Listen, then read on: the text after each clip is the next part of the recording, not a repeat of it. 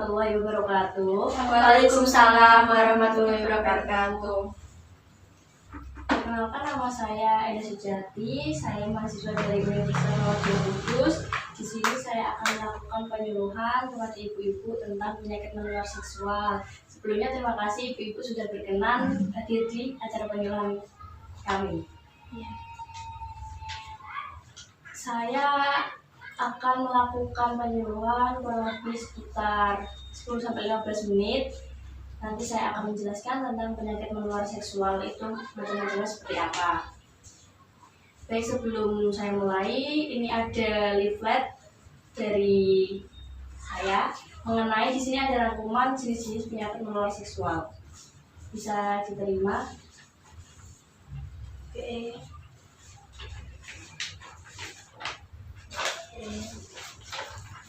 Gitu ya. Terima kasih ya Mbak ya. Ya. Terima kasih. Baik, selanjutnya saya akan menjelaskan tentang penyakit menular seksual itu sendiri. Penyakit menular seksual atau PMS adalah penyakit yang ditularkan melalui hubungan seksual yang tidak aman. Penyebarannya bisa melalui darah, sperma, atau cairan tubuh lainnya. Penyebaran yang lain juga bisa diakibatkan karena bergantian memakai jarum suntik. Jadi pemakaian jarum suntik itu hanya dilakukan satu kali pakai. Jenis-jenis PMS itu ada 9. Yang pertama itu ada gonorea. Gonorea itu sendiri atau yang biasa disebut kencing nanah adalah penyakit menular seksual yang disebabkan oleh bakteri Neisseria gonorrhea yang menginfeksi baik pria maupun wanita, yang mengakibatkan infeksi pada alat kelamin, rektum maupun tenggorokan. Penyebab dari gonorea itu sendiri tadi sudah dijelaskan, disebabkan oleh bakteri Neisseria gonorrhea. Yang kedua, sering bergonta-ganti pasangan seksual. Biasanya lebih kena pekerja seks bebas. Iya. Tanda-tanda gejalanya itu sendiri biasanya itu keluar nanah pada alat kelamin. Kalau di pria itu di penis keluar kayak nanah kuning, berwarna kuning gitu, seperti ada yang digambar di leaflet. Oh iya. Yang kedua itu ketika BAK itu merasa perih. Gonorea itu sendiri tidak hanya mengenai wanita maupun pria, tapi juga bisa mengenai bayi. Kalau mengenai bayi itu biasa disebabkan karena waktu ibunya itu menderita, terus waktu hamil ibunya menderita gonorea, tapi tidak diketahui bahwa ibu menderita gonorea, nanti anak yang dilahirkan itu bisa mengalami kecacatan. Yang sering timbul itu kebutaan pada mata, bisa menyebabkan kebutaan pada mata. Yang selanjutnya itu ada sifilis. Sifilis juga termasuk penyakit menular seksual yang diakibatkan oleh bakteri Treponema pallidum. Bakteri ini bisa masuk dalam tubuh melalui luka kecil, lecet, ruam pada kulit, atau melalui selaput lendir. Sifilis lebih banyak menular ketika berhubungan seksual dengan penderita. Jadi jika kita sebelum menikah sebaiknya kita memeriksa kesehatan kita terlebih dahulu, terutama kesehatan reproduksi, biar kita mengetahui pasangan kita itu terkena penyakit menular seksual atau tidak, atau ada masalah kesehatan lainnya. Cara penularan sifilis itu yang pertama ya sering bergonta-ganti pasangan, berhubungan seksual tanpa kondom, memiliki pasangan seksual yang juga penderita sifilis. Tanda gejala sifilis itu yang pertama timbul luka pada lokasi bakteri masuk. Yang kedua itu biasanya terjadi ruam pada tubuh, biasanya disertai dengan gejala demam, lemas, nyeri otot, pembengkakan kelenjar getah bening. Terus yang kalau sifilis sudah parah itu bisa merusak organ lain. Yang ketiga itu ada trichomoniasis. Trichomoniasis disebabkan penyakit menular seksual yang disebabkan oleh parasit Trichomonas vaginalis. Trichomoniasis ini disebabkan karena bergonta-ganti pasangan seksual dan tidak menggunakan kondom. Trichomoniasis ini juga bisa menular kepada orang lain. Menularnya itu ketika baju yang dicuci, ketika kita mencuci baju dengan penderita trichomoniasis, dan bisa juga ketika kita meminjam pakaian kepada orang lain. Kita kan tidak tahu orang lain tersebut terkena trichomoniasis atau tidak. Jadi jangan meminjamkan pakaian kita kepada orang lain kan kita tidak tahu orang lain itu menderita trichomoniasis atau tidak. Gejala trichomoniasis itu pada pria, yang pertama pada pria itu kemerahan di area ujung penis. Yang kedua, keluar cairan putih dari penis, tapi tidak nanah ya, cairannya putih. Yang ketiga, nyeri saat BAK atau setelah ejakulasi. Terus buang air kecilnya itu lebih banyak, tidak normal buang air kecilnya. Gejala pada wanita yang pertama itu keputihan yang banyak dan berbau amis. Terus keputihannya itu berwarna kuning kehijauan, bisa kental atau acar. Gatal yang disertai rasa terbakar dan kemerahan di area vagina. Selanjutnya ada ulcus mole atau kankroid. Ulcus mole atau kankroid ini adalah penyakit infeksi bakteri yang terjadi pada area genitalia baik laki-laki maupun perempuan. Ulcus mole ini disebabkan oleh bakteri Haemophilus ducreyi. Bakteri ini menyerang jaringan di bagian luar vagina dan penis sehingga menimbulkan luka atau bintil-bintil kecil. Ulcus mole ini lebih banyak terjadi ketika pria itu sudah disunat. Dan ulcus mole ini ulcus mole ini pada pria itu umumnya mengenai perineum glans penis atau ujung penis. Di situ sudah tertera gambarnya ya. Oh iya. Jadi pria yang tidak disunat itu berisiko tinggi terinfeksi Haemophilus ducreyi atau ulcus mole atau kankroid. Pada wanita sering mengenai labia mayora atau labia minora atau fibulus. Gejala pada pria itu biasanya untuk ulcus mole ini tidak menimbulkan gejala, tapi biasanya gejala pada pria itu berupa papul kecil kemerahan pada kulit. Ulcus mole ini itu sangat nyeri bila terkena pakaian atau urin. Gejala pada wanita itu biasanya tidak memberikan gejala yang signifikan. Jadi biasanya diketahui ketika sudah parah. Tapi keluhan gejala yang diberikan wanita biasanya itu tidak berhubungan dengan ulcus mole itu sendiri, tetapi berhubungan dengan yang lain seperti sakit ketika BAK, nyeri ketika berhubungan seks, dan nyeri saat BAB. Dan selanjutnya ada chlamydia. Chlamydia itu sendiri adalah infeksi menular seksual yang disebabkan oleh bakteri Chlamydia trachomatis.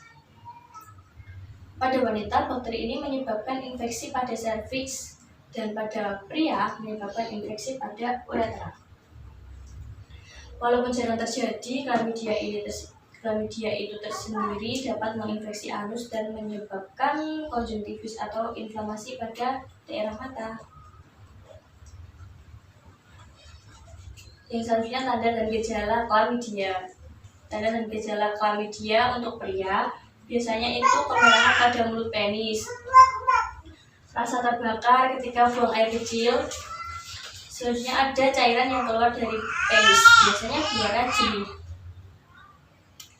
Tanda gejala untuk wanita Yang pertama, adanya perubahan pada cairan vagina. Kedua, perdarahan yang tidak tentu.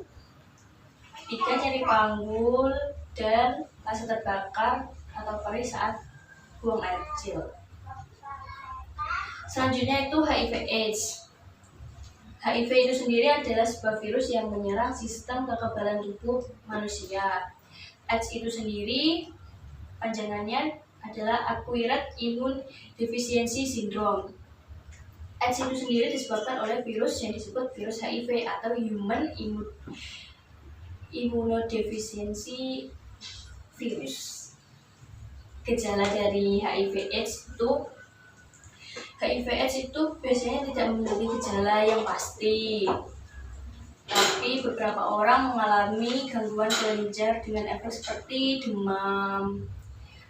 demamnya tinggi, gatal-gatal, nyeri sendi, dan pemegangan pada limpa.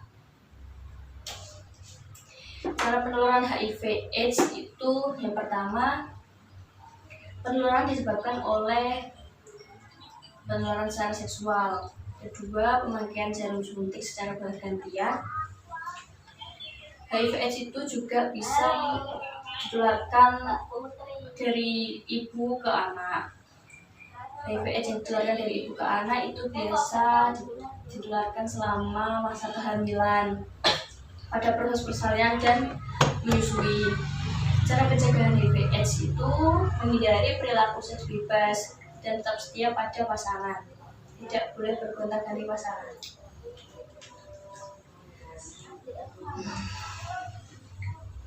HIV/AIDS itu sendiri tidak bisa disembuhkan. Perilaku sehat kita lah yang bisa mencegah penularan HIV/AIDS. Betul. Selanjutnya ada herpes genital. Herpes itu disebabkan oleh virus herpes simplex tipe 1 dan herpes simplex tipe 2. Untuk herpes genital ini disebabkan oleh virus herpes simplex tipe 2. Untuk virus herpes simplex tipe 1 itu biasa menular lewat mulut. Penularan infeksi ini lebih sering terjadi dari laki-laki ke pasangan wanita ketimbang wanita ke laki-laki. Gejala untuk herpes genital itu biasa gelembung-gelembung kecil yang berisi kayak cairan berwarna putih. Terus yang lain itu rasa nyeri yang hebat di sekitar alat kelamin atau daerah luka herpes tersebut. Selanjutnya ada kutil genitalis atau kondiloma acuminata, atau bisa disebut dengan penyakit kutil kelamin atau jenggot ayam. Kutil kelamin ini disebabkan oleh virus human papilloma virus atau HPV. Gejala dari kutil genitalis itu sendiri, tonjolannya itu tidak sakit. Kutilnya itu berbentuk menyerupai bunga kol, tumbuh di dalam atau pada kelamin, anus, dan tenggorokan. Selanjutnya yang terakhir itu ada penyakit menular seksual hepatitis B. Hepatitis B adalah peradangan organ hati yang disebabkan oleh virus hepatitis B. Virus ini dapat menular melalui hubungan seksual baik vaginal, anal maupun oral. Vaginal itu sendiri berhubungan seksual melalui vagina ya. Kalau anal itu dari anus, kalau oral itu melalui mulut. Selain itu hepatitis B ini juga bisa selain itu berbagai alat cukur, sikat gigi atau jarum suntik yang telah terkontaminasi darah penderita juga dapat meningkatkan risiko tertular hepatitis B. Gejala hepatitis B itu, hepatitis B ini tidak menimbulkan gejala. Gejala yang muncul biasanya meliputi demam, sakit kepala, nyeri otot, hilang nafsu makan. Mual muntah juga bisa diare. Gejala yang ditimbulkan karena gangguan apni itu meliputi air kencing berwarna gelap, nyeri perut, kulit menguning, dan mata pucat. Untuk pencegahan penyakit menular seksual itu sendiri, yang pertama kita terapkan perilaku seks yang aman. Yang kedua, lakukan pemeriksaan kesehatan rutin. Melakukan pemeriksaan kesehatan rutin itu sebaiknya sebelum kita menikah itu kita harus melakukan pemeriksaan kesehatan rutin biar kita tahu pasangan kita itu punya penyakit menular seksual atau penyakit yang lain atau tidak. Ibu-ibunya dulu sebelum nikah itu melakukan pemeriksaan kesehatan atau tidak? Tentu. Alhamdulillah. Iya. Karena itu sebuah persyaratan. Persyaratan Iya. menikah. Betul. Supaya nanti kita juga Menjaga terkena penyakit terhindar dari Ya, itu sudah baik. Biasanya kadang kita hanya tidak memikirkan menghilangkan itu. Kita tidak.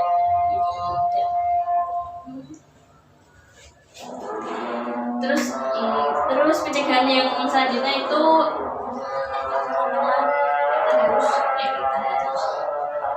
nanti kalau anak-anak ibu itu nanti ketika anak ibu itu harus disunat ya, baik laki-laki maupun perempuan.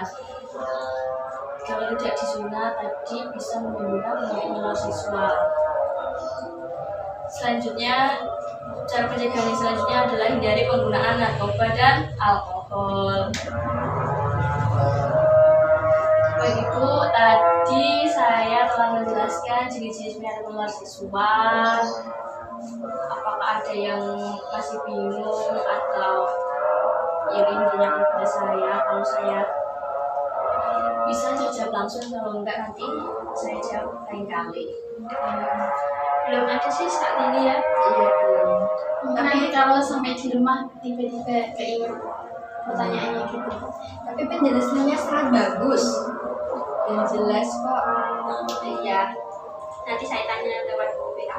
Boleh minta WA-nya Ibu, nanti saya kasih nomor WA-nya ya.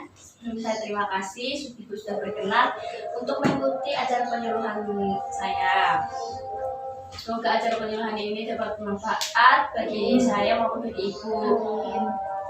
Bagi Ibu terima kasih. Jika tidak ada ditanyakan, saya pamit. Terima kasih. Wassalamualaikum warahmatullahi wabarakatuh. Waalaikumsalam warahmatullahi wabarakatuh.